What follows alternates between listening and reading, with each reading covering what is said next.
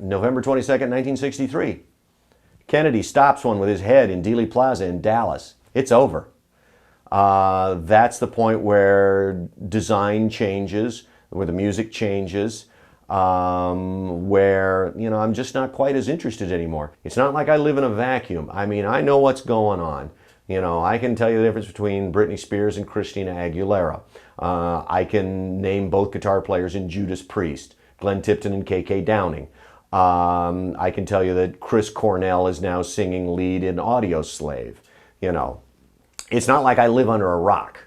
I know what's going on out there in terms of pop culture, entertainment, you know, that whole thing, and don't have a lot of use for it.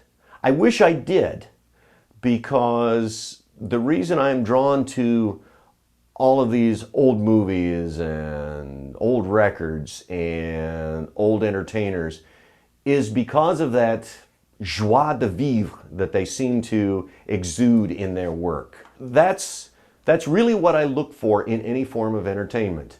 And 9 times out of 10, I find that missing in modern entertainment or culture. As a rockabilly freak, I have a great love for, at this point, even the late 1930s, the 40s, and the 1950s and up through the early 1960s. Now that does not necessarily mean that I have any interest in the general politics of the period. My politics are strict hippie. But in terms of my entertainment, my lifestyle, how I like to look, you know, that point in 1963, it's all over, babe. If we're not having fun, we don't do it. You know, that's what makes life worth living.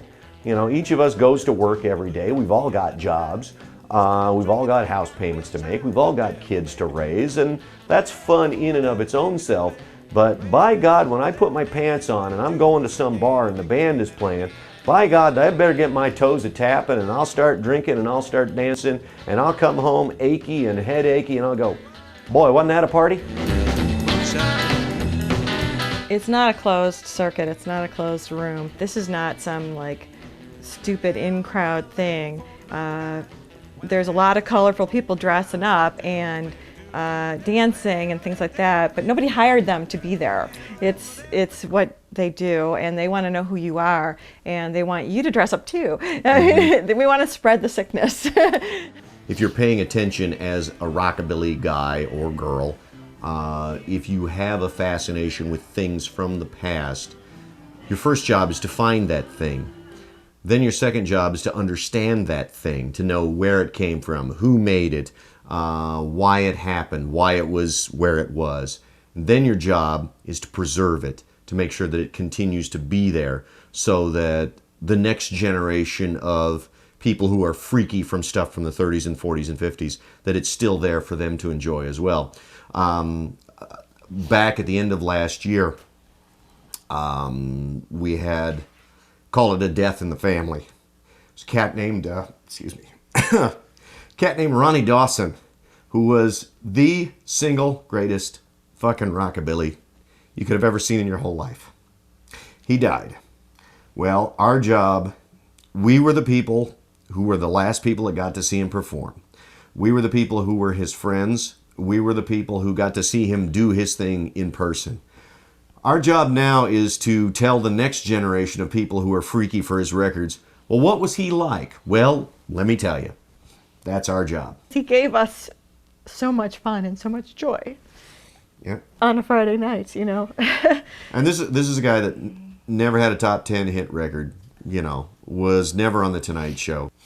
That's our job, to make sure that those cool guys from back then and through all these years still get the credit that they deserve. Well, the devil made me do it. Well, the devil made me do it. Well.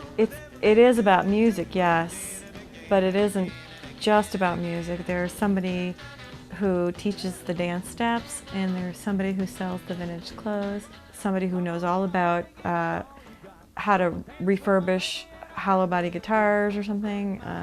There's the guy that knows everything you could possibly know about bass and bass strings. All of those people make up this community, that make this fad, that it really isn't a fad. It's been going on. It hasn't ever really stopped from the beginning.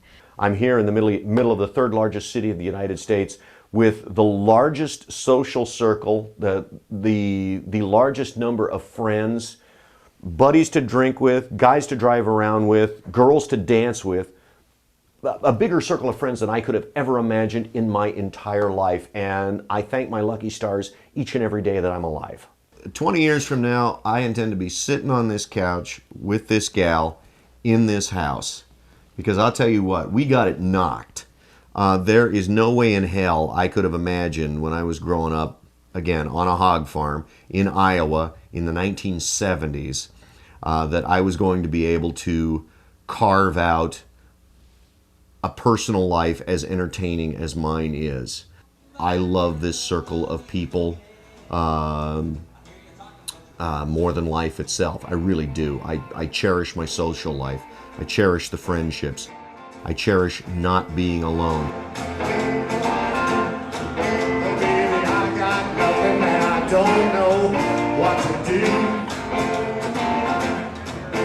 Baby, I got nothing and I don't know what to do. Well, if I had something, baby, well, I'd give it all away for you. Well, if I had me a suit and a Stetson hat, we'd go stepping. What you think about that? Well, baby, I got nothing, I don't know what to do. But if I had something,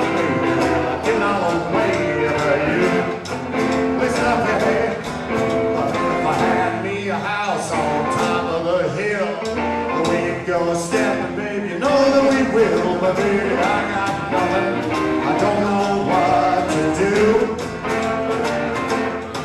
But if I had something, baby, I'd give it all away, baby. Give it up to baby, sister, all the time.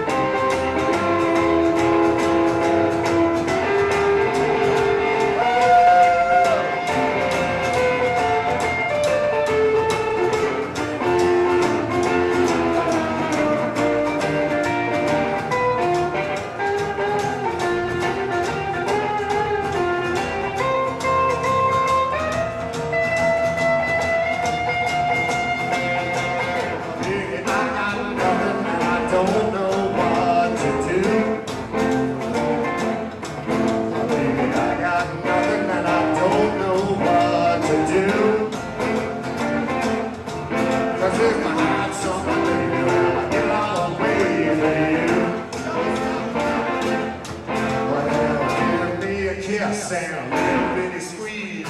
That's gonna be about all that I need. Just a little bit of loving, gas in the tank. I need money right in the bank. But baby, I got nothing, I don't know what to do. Cause if I had something, baby, I'd give it all away for you.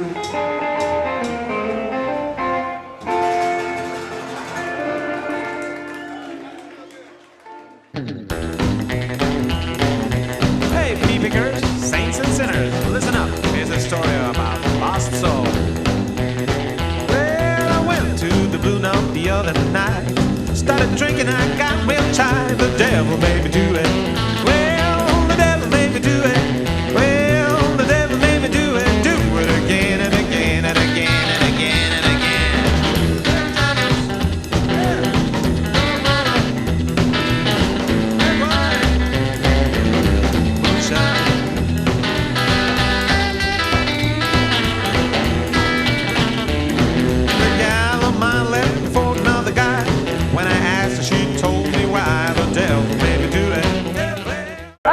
This is a really first-class outfit. Is it? How do you turn it on? I don't know. We actually got gigs. We played a gig at the Woodhaven Home for the Retarded in Columbia, Missouri, and we got paid $50 in penny rolls. You asshole. Cut. That's a joke.